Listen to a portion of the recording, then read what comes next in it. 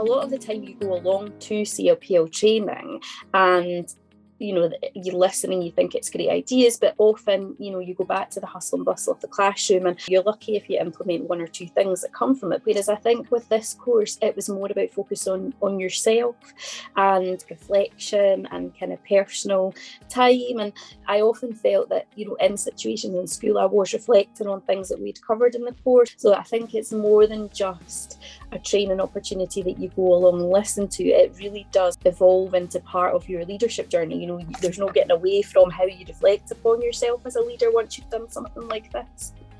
Even just having the confidence to cascade your own knowledge that I developed on the course, being able to cascade that at staff meetings, lead staff development as well, and the knowing that I have that understanding, that I can share it, is really empowering in itself. And it develops relationships with staff in school as well, if you're able to offer something and lead something like that. So in my professional practice, it's had a huge impact. It's helped by the subsidies, I'm not going to lie, in terms of the university, and the tip fact it's supported by your local authority. Sometimes other CPD, while it might be relevant to your setting, it's not necessarily supported by the authority, which can make it a bit more challenging in terms of people giving you the space and the time to get as much out of it as you possibly can.